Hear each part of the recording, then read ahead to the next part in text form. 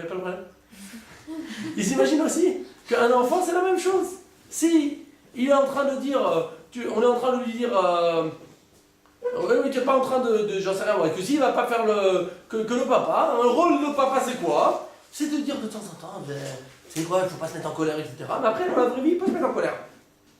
C'est-à-dire, ça touche pas, j'en sais rien, un papa, une maman, ça a un rôle. Donc, lui, il s'imagine que le rôle, c'est, tu vis ta vie, et après, mais de temps en temps, il faut quand même dire aux enfants, tu sais, il faut dire, c'est pas grave de pas bien se mettre en colère, il faut renseigner beaucoup de choses. Le juif fera ça, la même chose, il apprendra aussi la même chose. Il dira aussi à ses enfants de ne pas se mettre en colère et tout. Et ça continuera comme ça, génération après génération. Il n'y a pas de risque. Faire cette formule, elle peut continuer longtemps.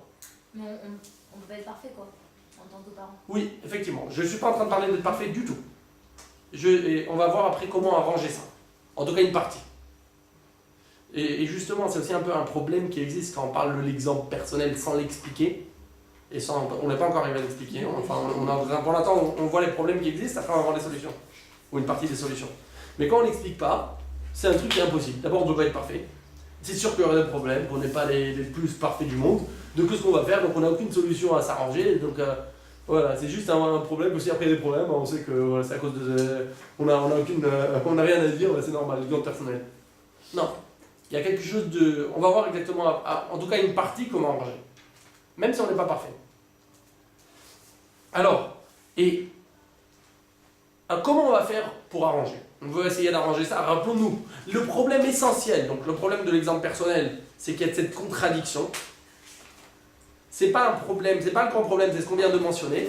Mais le plus grand problème qui existe, c'est comme on a dit, c'est que même si on montre un bon exemple aux enfants, parce qu'il y a beaucoup de choses que... C'est vrai qu'il y a des problèmes, mais il y a beaucoup de choses qui sont positives. Qu'on veut, on a travaillé sur beaucoup de points. Même les points qu'on a travaillé, qu'on vit, qu'on connaît, des fois, l'enfant, il voit une mauvaise chose. Il a une mauvaise image. Il ne comprend pas. Je vous avais ramené l'histoire de la dernière fois, je crois que oui, de l'enfant qui était devenu fou de l'argent parce que son père, il lui envoyait à chaque fois ramasser de l'argent dans les tzedaka et tout. Ouais. D'accord. D'où ça vient? Comme on l'avait dit. Des fois, l'enfant, au contraire, le père, il lui montrait un exemple de chesed, de tzedaka. Mais l'enfant, lui, il voyait quoi? Il voyait des pièces. Il voyait de l'argent. Il voyait qu'on compte, il voyait qu'on fait un truc, quand il y a un billet, et qu'un truc, et le bonhomme il sort du porte-monnaie, et voilà. Comment ça marche? Qu'est-ce que l'enfant il voit? Donc ça c'est le premier point à arranger. Et après, encore une fois, si quelqu'un il est hypocrite, ça n'existe pas, et je pense pas qu'il viendrait écouter un cours de Torah, et qu'il se trouve dans un endroit de Torah, donc ça ne nous concerne pas. Quelqu'un qui va dire à son fils, tu fais Shabbat, etc., lui en cachette, tu fais pas Shabbat, ça n'intéresse pas. C'est autre chose. Quelqu'un qui veut pas du tout qui veut pas se mettre en colère, et qui dit à ses enfants de pas se mettre en colère, c'est pas un problème. Juste s'il veut pas se mettre en colère. S'il cherche à pas se mettre en colère.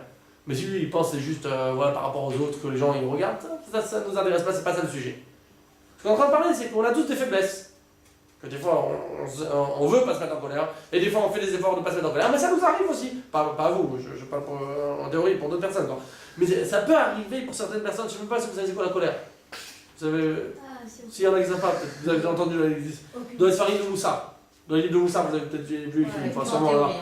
D'accord, une fois il faudra vous expliquer les Antachem. En tout cas, il y a des notions comme ça, que ça ne nous concerne peut-être pas, mais enfin pas toujours, mais des fois, on peut trébucher. Le fait de trébucher, c'est pas ça le problème, si on va voir comment on montre aux enfants. Top.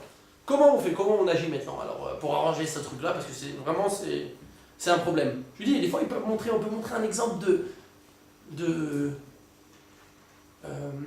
un exemple exceptionnel, des familles qui vont tout faire, etc. Pour eux, c'est pas l'argent qui est du tout important. Pour eux, c'est la roue d'attacher, mais ils sont prêts à faire. J'aime pas utiliser ces termes parce que je ne le conçois pas de cette manière, mais on va dire, ils sont prêts à faire des sacrifices, juste pour comprendre, d'accord, de tous les domaines pour la Torah et le mitzvot, et après, au final, l'enfant, des fois, ce qu'il ressent, c'est exactement. Enfin, ce qu'il ressent. L'enfant, des fois, il peut ressortir hyper attaché à l'argent. D'où ça vient tout ça? D'où ça sort tout ça? Alors, il faut savoir que ce que l'enfant, il regarde, parce qu'on a dit, nous, ce qui nous intéresse, c'est le regard de l'enfant. Il y a 2 points. D'abord, le regard de l'enfant, c'est ce qui est concret, pas ce qui est abstrait. Vous vous rappelez l'histoire que j'avais ramenée la semaine dernière? Je crois que je vous l'avais ramenée, il y a 2 semaines. l'histoire de l'enfant qui était dans la famille, que son père, les parents gagnaient plein d'argent et qu'ils avaient arrêté de faire de... Je me rappelle, j'avais raconté cette histoire ou pas? Et que le père il avait arrêté de travailler et que... Et après, au contraire, l'enfant, il pensait que l'argent il était important. Moi, quand je vous avais raconté cette histoire-là, le père il gagnait peut-être 200 ou 300 000 shekels par mois, il a arrêté de travailler pour étudier la Torah. Quand je vous ai raconté cette histoire, que vous êtes des adultes, vous avez compris de vous-même, c'est normal. Waouh, c'est un exemple de quelqu'un qui aime la Torah. Vous vous êtes dit toute seule, pourquoi il a arrêté d'étudier la Torah? Parce qu'il aimait. Pourquoi il a arrêté de travailler, excusez-moi, et qu'il est resté attaché à la Torah? Parce qu'il aimait de la Torah, parce qu'il a compris que la Torah c'est ce qui est la plus belle chose du monde. Vous avez compris des choses qui étaient un peu abstraites, qui étaient sous-entendues. Il étudie, il a arrêté de travailler. Pourquoi? Pour étudier la Torah. Ça veut dire qu'il aime. S'il n'aimait pas, il aurait... C'est clair. S'il n'aimait pas, c'est normal. Un adulte, il réfléchit comme ça. Un enfant, il ne réfléchit pas comme ça. Un enfant, s'il ne voit pas, et si on ne lui fait pas ressentir que le parent, il aime la Torah, même s'il va entendre une histoire comme ça, c'est pas ce qui va le toucher. Ce qui va le toucher essentiellement, c'est quoi? C'est ce qu'on va parler le plus. C'est ce qu'on va ressentir, ce qui va être le plus concret, ce qui va être palpable pour lui. Alors comment on fait? D'abord, la première chose, il y a des sujets qu'on n'a pas besoin de parler avec les enfants. Il y a des sujets qu'on n'a pas besoin de parler du tout avec les enfants. L'argent. J'utilise ce terme parce que malheureusement c'est ça qui est le plus répandu. D'accord? L'argent, il n'y a pas besoin de parler de l'argent du matin au soir, du tout, et encore moins devant les enfants. D'accord? Même pour parler de rembourser, de truquer, de payer, d'acheter, combien ça coûte? Ah, regarde, il y a une promotion, combien ça coûte? D'accord, tout ça, c'est des questions. Combien t'as acheté? Combien ça va coûter? J'ai acheté un euro, combien ça coûte? C'est à peu près les questions qui arrivent. Il n'y a pas besoin de vivre de cette manière. Il n'y a pas besoin de rementionner à chaque fois. Combien ça va coûter? Combien? Non. D'abord, ça c'est... Si on arrive déjà à bannir, je dis pas à 100% parce qu'il y en a peut-être qui ont du mal, mais déjà à 95%, alors... De bannir ça, c'est déjà super. Maintenant, qu'est-ce qu'on va faire? L'enfant, ce qui l'intéresse, c'est ce qui se passe dans la vraie vie. La vraie vie, pour moi, c'est la Torah. Je vous parle, quand je parle de la vraie vie, c'est pas ce qu'on raconte à l'enfant. Pour lui, c'est pas la vraie vie. Oui, c'est ce qu'on lui apprend. Et il a raison, c'est ce qu'on lui apprend, c'est ce qu'on lui dit. La vraie vie, c'est comment on se comporte chacun quand on n'est pas avec les enfants. Quand on est dans le monde des adultes. L'enfant, il veut savoir comment on est dans le monde des adultes. Et là, vous savez, on peut avoir des surprises sur nous-mêmes. Des fois, on arrive chez des gens, ils ont l'air de bien, etc., d'être attachés aux mitzvot et tout, etc. Et moi, j'ai commencé à parler en anglais et tout. Moi, je ne sais pas parler anglais. Je me gêne pas, hein. Je ne sais pas parler anglais. Mais il y en a, je ne sais pas entre eux. Malheureusement, il y a d'autres choses à me gêner. Je connais pas, il y a des macertotes et tout du chasse que je connais pas, ni par cœur, ni pas par cœur. Ça, oui, effectivement, c'est une honte. Mais pas parler anglais. Il y a des gens, t'arrives, tu leur dis, vous savez parler anglais et tout. Non, je sais pas parler anglais et tout. Ça va alors. Je sais pas parler anglais. Vas-y, attends. Il y a pire au monde. T'arrives, tu leur demandes, dis-moi, tu connais une halakha, etc., des trucs, si on a fait ça. Non, je connais pas cette halakha. Je vais et là, je connais pas cette halakha. Là d'un coup, madame, je connais pas la halakha. Pas tout le monde connaît la halakha qui arrive une fois, je suis pas un posek, non. On n'est pas des poskim. On va téléphoner au rab, j'ai le numéro du rab pour téléphoner. Moi je connais pas toute la halakha du monde, c'est normal. D'accord, mais juste d'un coup on demande. Et alors, ça ne gêne pas. Je te raconte une Mishnah là-bas de Oktin, un traité inconnu, enfin malheureusement, un traité de Himara, etc., que personne n'étudie presque, et on te dit là-bas, non, je connais pas. Pas tout le monde étudie ça, non, pas besoin de connaître tous. D'accord, on a le temps encore. Et tu connais pas un peu d'anglais? En Bretagne, quand on va là-bas chez le médecin, on dit à nos enfants du matin au soir, le plus important c'est la Torah, celui qui utilise la Torah c'est magnifique, etc. L'enfant, c'est des belles paroles. Comment tu te comportes dans la vraie vie hein? Quand tu vois arriver un avraire chez toi à la maison, tu es comme ça en train de trembler, ouais, tu lui parles et tout. Et quand tu vas chez le médecin, bonjour monsieur, bonjour, ah oui, oui. D'un coup, ta voix, elle a changé. Hein. Ah oui, on voudrait... Ah oui, ça veut dire... Ah d'accord. Mais très bien, on est tout doux, etc. En plus, il ne reconnaît même pas ses parents, là. Du coup, ça, quand ma maman, elle est tellement comme ça, délicate, je ne connaissais pas comme ça. D'accord, mon papa, comme ça, ça sort de l'ordinaire, là. D'un coup, Et lui, il est plié en 14. Pourquoi? Pour celui qui a même pas la kippa sur la tête. J'ai pas compris. Là, on est en train de lui montrer dans la vraie vie que ce que nous, on ressent. C'est un peu le problème, c'est que dans notre cœur, un peu que ce qu'on a. Donc déjà, je vous avais raconté l'histoire qui s'était passée avec, je crois que oui, avec l'enfant qui était, qui demande, que le père, l'enfant il demandait à chaque fois de l'argent, etc. à son père pour acheter des biscuits et tout, et des gâteaux. Oui, quand tu vas Rabbi Akozan. Et alors Rabbi Akozan, il lui a dit, on fait une expérience, je te passe 100 shekels à la place et tout. Ouais. Ah ok. C'est-à-dire qu'il y a des fois, hein, il y a dans la, entre guillemets, comment nous on ressent. Je vous avais dit ça par rapport à dire des fois, on veut dire à l'enfant, on veut dire beaucoup de choses à l'enfant, on peut lui dire. On peut lui dire d'une certaine manière. Ce qu'on utilise dans notre... Quand on n'est pas en train de l'éduquer, c'est ça le plus important à ses yeux. L'enfant à ce moment-là, il apprend qu'est-ce qui nous importe. Comment on se comporte quand on est au téléphone. On lui parle de la Torah, des mitzvot, de la Avodat Hashem. Allez, maintenant on téléphone à nos parents. Qu'est-ce qu'on parle? J'ai acheté ça. J'ai truqué, et quand on va faire les vacances, on a truqué, on a organisé pour les vacances, et pour machin, et on va faire le voyage, et le truc, et le billet d'avion, et... Ouais, comme ça. Si on lui a dit avant à l'enfant, et qu'est-ce qu'il y a? Ah ouais, il est rentré, le petit enfant, il est rentré, etc., il est trop mignon, il est trop truc. Et les mitzvot, il entend qu'il n'y a pas de discussion dessus. Alors c'est quoi comment on peut faire? Je ne parle pas d'hypocrisie, je parle de émet. Des points qui sont importants pour nous, mais des fois on ne l'utilise pas. Voilà, je vous dis un exemple. On arrive chez n'importe qui. Justement, c'est pas le émet si on vraiment parler de Torah et qu'en fait... Sans plan, je ne parle pas de ça. Il y a des choses dans la vie, du émet, qu'on a besoin d'y réfléchir un peu avant. C'est normal. Peut-être parce qu'on est malheureusement un peu attaché à notre c'est normal, pour avoir une avodat de Hashem, on a besoin de réfléchir avant. Il n'y a pas tout dans la vie qui est inné. Nous, on croit que la première idée qui nous passe par la tête, c'est la vérité.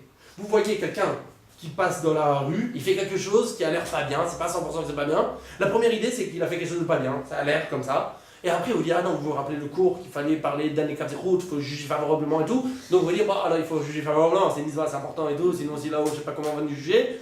Alors, attends, on va juger favorablement. Et on juge favorablement. Au fond de nous-mêmes, on dit, mais c'est pas vrai. C'est juste parce que c'est une histoire de juger favorablement. Mais c'est pas vrai. Le vrai, c'est quoi? C'est ce qu'on a pensé au début. Mais après, bon, il n'y a pas de choix. Il faut se convaincre. C'est quand même bien, c'est important d'avoir en tête que c'est vrai. Mais pas plus que ça.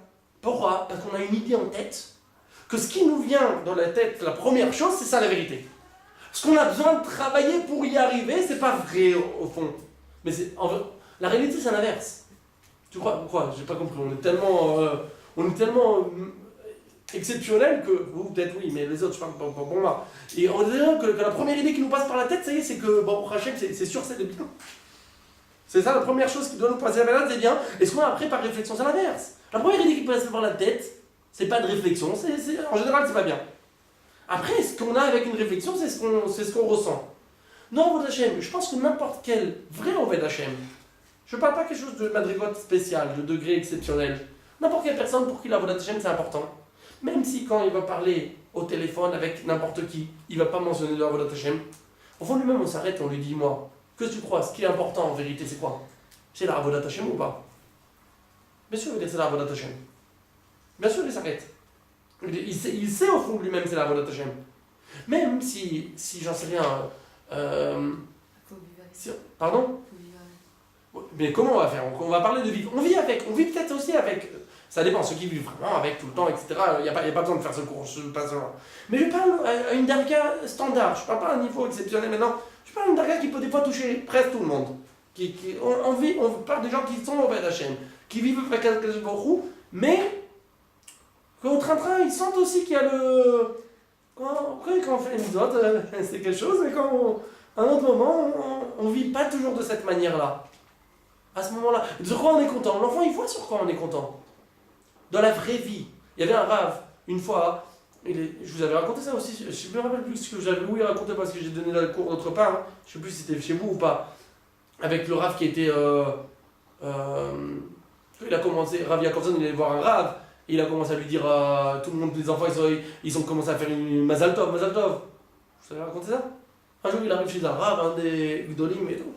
un grand tzaddik, pas un gadol, un grand tzaddik.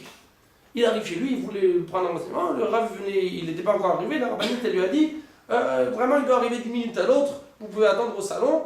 Il arrive, 1 minute après il est rentré, ah, bonjour, bonjour, il a dit un petit mot à sa rabbinite, à sa femme, il lui a dit quelque chose, et elle a commencé à sortir, et tous les enfants ils sont venus, ils ont entré, il n'a pas compris Rav Yaakov Zan de qu'est-ce qu'il parlait, tous les enfants ils sont venus là-bas autour, et il commence à dire Mazal Tov au papa, elle a amené entre-temps des sucreries à l'époque, rien de spécial, ne vous inquiétez pas, des sucreries à l'époque, elle leur a amené, ils ont fait une bracha, ils ont mangé, ils ont dit Mazal Tov au papa et tout, ils étaient tout contents, lui papa, et lui il ne comprenait pas Mazal Tov, qu'est-ce qui se passe, peut-être que là, j'en sais rien moi, il devait, j'en sais rien moi, il y a eu un mariage, faire ça, quelque chose, il dit Mazal Tov, après une fois que les enfants ils sont partis, Mazal Tov. Il dit, bon, ok, merci beaucoup, et tout. Je dis, qu'est-ce qui se passe? Vous avez une simcha et tout? Je dis, oui, une simcha, vous avez une fête, quoi. Baruch Hashem, Baruch Hashem. Il dit, ça fait 3 jours qu'il n'arrive pas à comprendre le Rambam. Et Baruch Hashem, maintenant, il a compris. Les enfants, ils voient, c'est quoi? D'accord? Quand on fait la fête juste parce qu'ils ont ramené là-bas le nouveau marbre pour mettre pour la salle de bain, c'est pas la même chose. On fait la fête quand on a compris le Rambam. Ils voient, c'est quoi la vraie vie?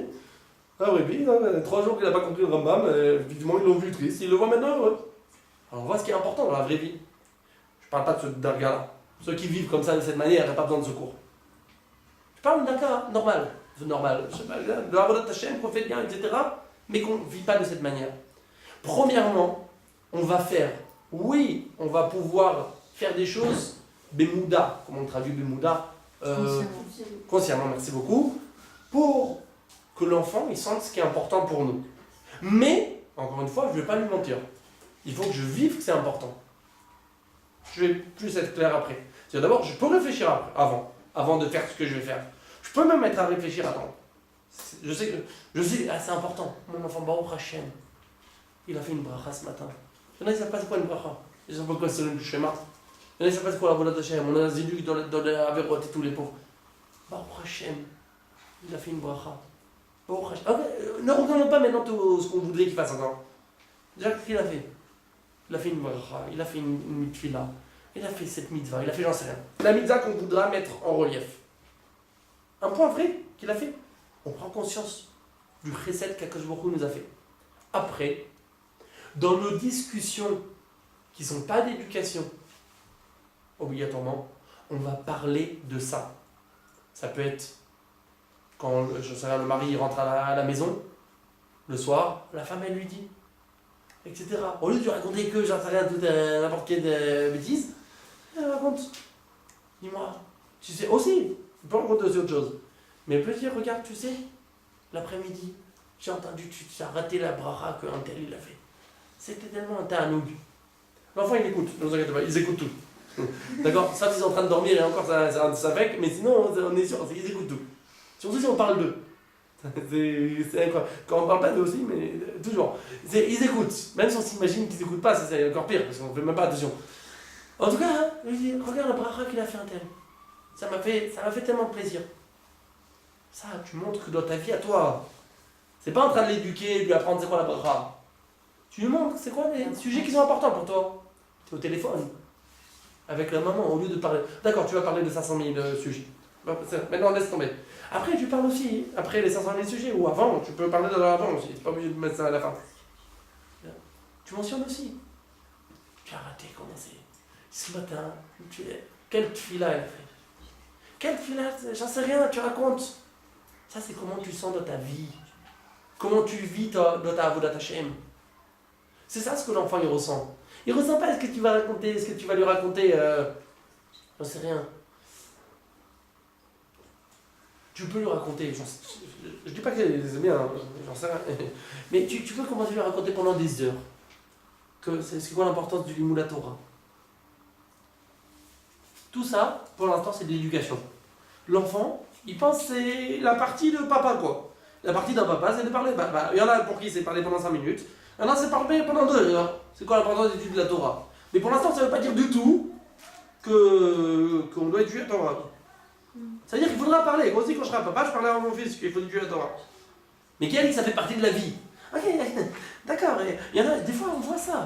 On dit à des gens, mais j'ai pas compris, dis-moi, ils savent pas le dire dans les mots. Et tu parles, mais j'ai pas compris, c'est un sourd. C'est un sourd dans la voix de Hachem. D'accord, mais qu'est-ce que tu veux qu'on fasse?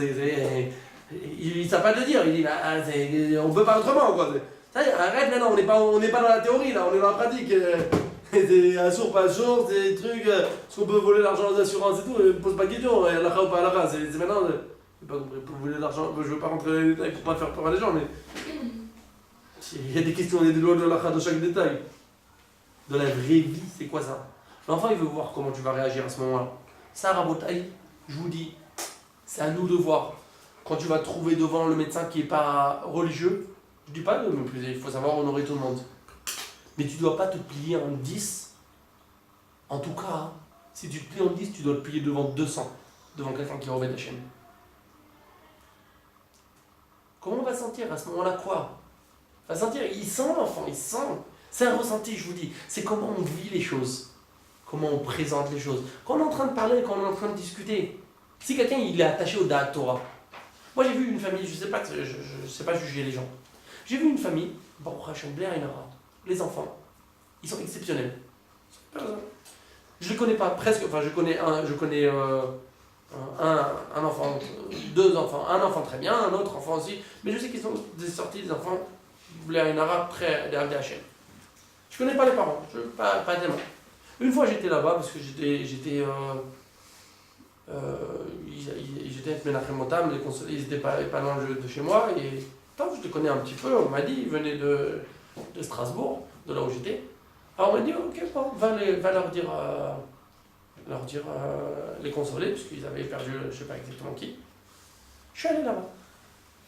Allez, d'un coup, on avait parlé d'une question de halakha et tout, pas une question de minag, d'habitude, etc. Tout. Et alors, je me dis comment ils vont faire, il y en a qui font comme ça, il y en a comme ça. Et alors ils ont dit, mais tellement d'une page toute. Ils disent, on va demander au Rav, comme ça, on a l'habitude, j'ai pas compris pourquoi il y en a qui ont l'habitude comme ça, on demande ce que le Rav il dit, on fait. Mais ils l'ont dit d'une telle manière. Je sais pas si c'est pour ça, je peux pas savoir. Mais en tout cas, c'est sûr que c'est une des raisons, que c'est tout à fait possible que ça puisse. Des gens qui vivent tellement attachés à la Torah, c'est d'une manière. Nous aussi on demande au Rav. Mais il y a quoi en pratique, etc. Nous, on a une question d'Alakha et tout, on demande. Mais il y a de la manière de laquelle, je sais pas comment vous le redire, c'est pas les mots avec le dire. On ne peut pas le dire. On voit que chez eux, le Da'at Torah il est présent. Dans toutes les questions, parce que le Rav le permet, le Rav il interdit. Sur quoi on fait une fête? Sur quoi on fait une fête? L'anniversaire, on fait des anniversaires, on en fait plein.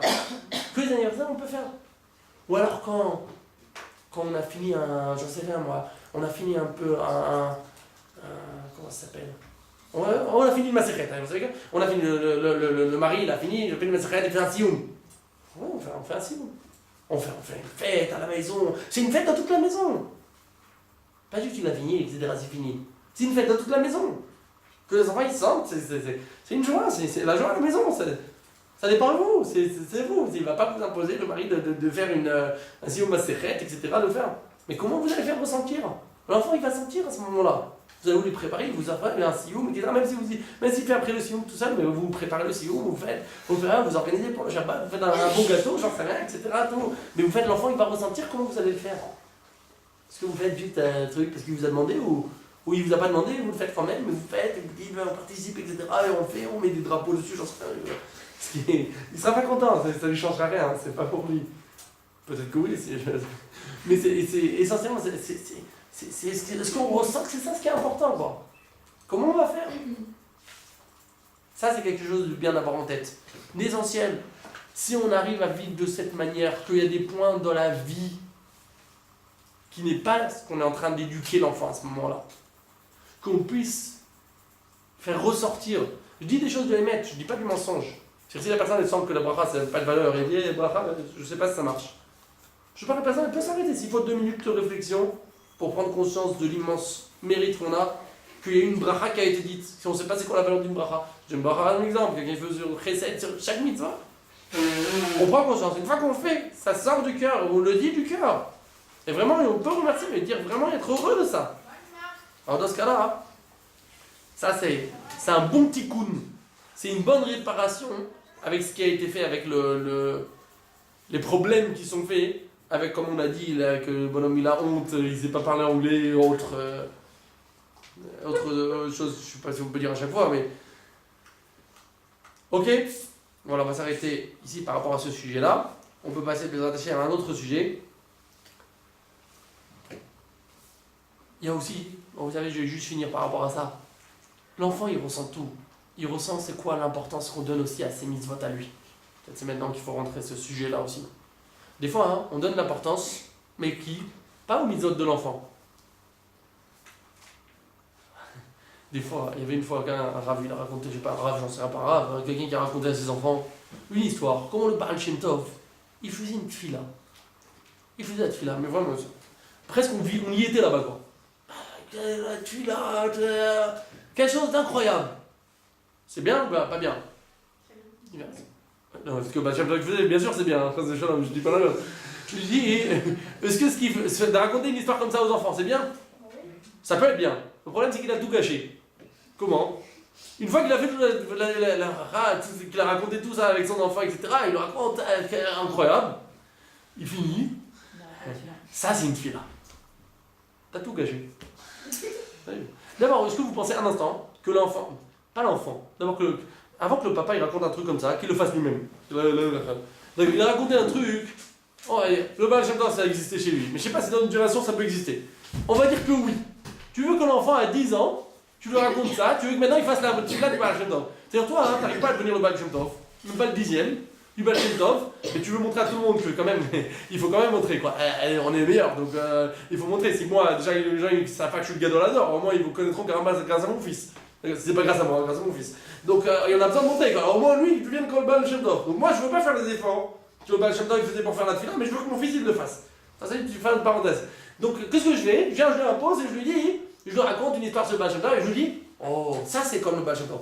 Je veux faire peur à personne, mais sachez qu'un enfant de 10 ans, même le Baal Shem Tov quand il avait 10 ans, je pense pas qu'il faisait le philosophe de cette manière.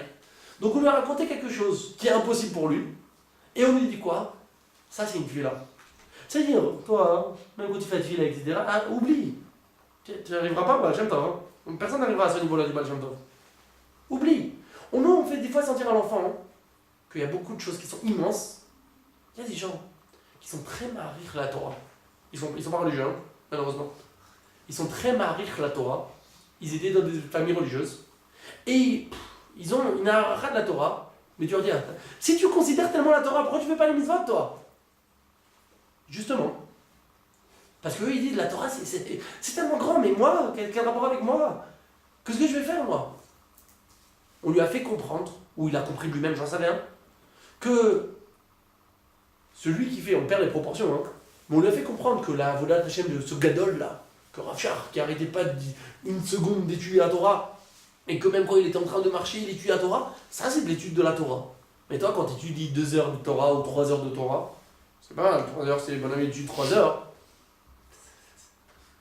Qu'est-ce que tu parles de 3 heures? Regarde-moi comment Rabbi Yosef il montait là-bas sur une échelle, il a oublié que c'était une échelle, il tombait parce qu'il était en train de jouer à Torah. Il n'arrêtait pas, il revenait le soir, il avait fait 15 cours d'affilée, il revenait le soir à 11h, il disait la soirée elle commence, là, parce que maintenant il faut commencer à étudier pour soi-même.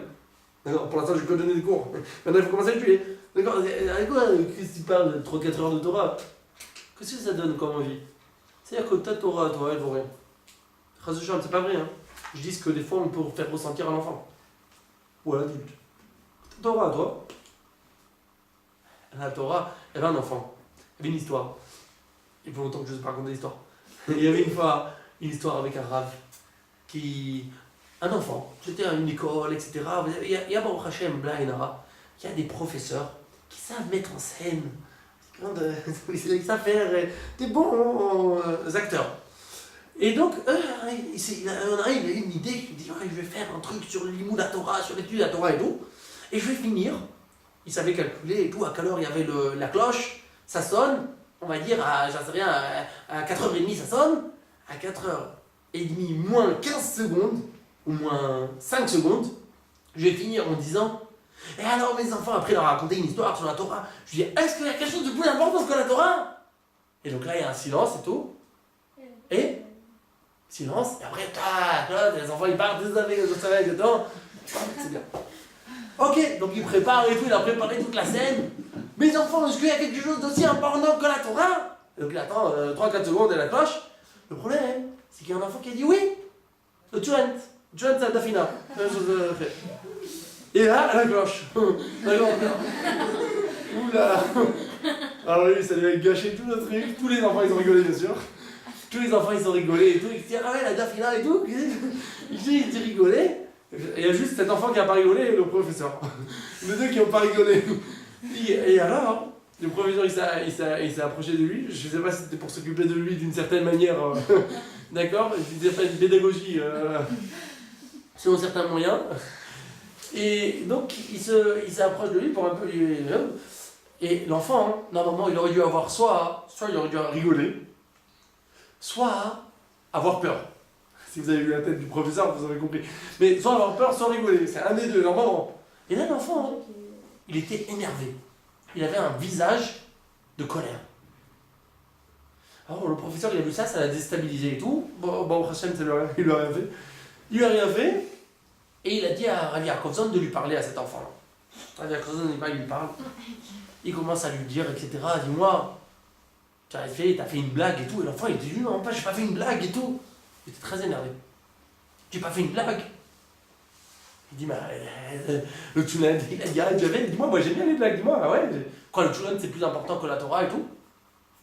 Je vous fais vite ce qu'il lui a raconté. Il lui dit, ouais, le Tchoulant, c'est plus important que la Torah, vraiment. Tu peux me dire ça? Ouais. Dis-moi ça, j'ai pas compris. Qui t'a dit ça? Ton papa, il t'a dit ça? Tu sais, ouais, mais... Ah, ton papa, il t'a dit, le Tchoulant, c'est plus important que la Torah, la Dafina, c'est plus important que la Torah. Comme ça, il t'a enseigné. Ah non, pas comme ça, il ne va pas me dire ça, c'est sûr. Alors quoi? Comment? Il lui dit, regarde, quand ça arrive, son père, il l'obligeait à prendre des livrets Torah et à les dire à table. Bon, je sais pas si c'est bien, mais en tout cas, la suite, c'est sûr que c'est mauvais. Que quand il arrive, il doit dire devant Torah. Donc, il dit devant Torah, il commence à le dire pendant 10 minutes ou un quart d'heure. Il dit devant Torah, mais non, c'est au moment, hein, il ne peut pas attendre lui. On lui amène l'assiette de Tchoulant, d'Afina, on lui amène l'assiette, et lui, il est dedans, de temps en temps, il est là, tout le monde dispute là-bas à la table, ils sont en train, les enfants ils sont levés, debout, etc. À partir de la maman, il amène encore, il faut amener encore un deuxième plat, tellement bon, troisième plat, combien il mange lui. Et il va aller au deuxième plat, et lui est en train de manger, hein, de temps en temps, il lève la tête de l'assiette, et tout, il continue à manger. Qu'est-ce qu'il lui apprend? Que la Dafina, c'est plus important que l'étude de la Torah. Non, il fallait arranger quand même la bêtise de ce papa. Il arrive, il lui dit, dis-moi, imagine-toi que ton papa, 5 minutes avant qu'il faut partir, maintenant voilà, il faut partir au collège, il vit au collège, 5 minutes avant, il y a quelqu'un, ou tout de suite, dès que c'est le moment de partir au collège, quelqu'un lui dit, laisse tomber, cet après-midi tu vas pas au collège, amène une assiette de Dafina, on va manger tous les deux, la Dafina du matin, toute l'après-midi, on va pas aller au collège. Entre nous, il va aller au collège ou il va préférer la Dafina? Non, il va pas, non. Il savait qu'il va pas aller préférer la Dafina. Il est débloqué, le papa. L'enfant. L'enfant, il réfléchit. Il dit quelque chose de Géonie. Il réfléchit. Non, d'abord, il a dit, ouais, mon papa, il va aller au collège. Il va pas préférer la Dafina. Ah, tu vois, donc, alors, comment tu arrives à te comprendre? L'enfant, il réfléchit quelques instants. Et lui dit, son étude à lui, elle est importante. La mienne, non. C'est-à-dire que l'enfant, tu lui as fait comprendre quoi? Des fois, on fait comprendre à l'enfant. On peut lui parler des trucs du matin au soir.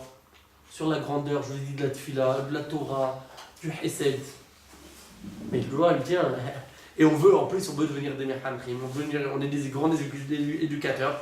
Donc, Baruch Hashem, pour tout gâcher, on arrive, on dit ça, c'est une tfila. C'est comme ça qu'il faut être. Tu veux raconter une histoire de Baal Shem Tov? Raconte. On a dit c'est bien ou pas? Ça dépend comment tu finis. Si tu racontes l'histoire du Baal Shem Tov et tu finis, tu dis t'as vu c'est quoi la grandeur de la tfila? Comment le Baal Shem Tov il faisait? C'est ce que t'as fait ce matin, toi. T'as fait ce matin ça? Le Baal Shem Tov, pourquoi il était en train de trembler comme ça? Il faisait la tfila? Parce qu'il savait ce que dans le ciel on était en train de faire la tfila. Ce matin t'as mérité ça. T'as mérité. Quand je t'ai vu faire la tfila ce matin, c'était ça. Tu lui mets à son monde à lui. Tu es en train de lui faire. Je sais pas c'est quoi, je sais pas si un enfant de 10 ans qui fait la tfila, peut-être à fin de 15 ans et qui fait mal la tfila, j'en sais rien, je veux pas dire une balle chante encore rapport, bien sûr. Mais un enfant de 5 ans avec son cœur pur qui fait la tfila, vous savez ce que ça peut faire dans le ciel? Quelle touche ça peut être? Je ne veux pas comparer au Baal Shem Tov, ok. Vous savez quel niveau c'est dans le ciel? Même un enfant de 15 ans qui fait mal la tefila. Vous savez c'est quoi dans le ciel? Il fait la tefila, il dit quelques mots d'affilée. On ne peut pas s'imaginer ce que ça fait. C'est pas que la tefila. C'est l'imouna Torah, c'est toutes les mitzvot. Chaque mitzvah qu'on est en train de faire. Au lieu tu veux raconter une histoire. Raconte une histoire sur un gadol, sur truc, sur ce que tu veux. Une histoire qui est magnifique sur la tefila, sur les mitzvot, sur la brachot, sur tout. Et quoi? Mais ne gâche pas ça. Montre que ce que ton enfant il a fait, c'est ça qu'il est en train de vivre. Ce que lui peut. Mets-le à sa portée. Mets-le à sa portée. Et comme ça, Bezrat Hashem, ça sera une atzlacha pour lui. Il sentira que c'est aussi à sa portée. Voilà, donc comme ça, on a fini ce sujet qu'on voulait parler de Dougma Ishit. Bezrat Hashem, la prochaine fois, on parlera Blin et d'un autre sujet. Be'atzlacha, à très bientôt. All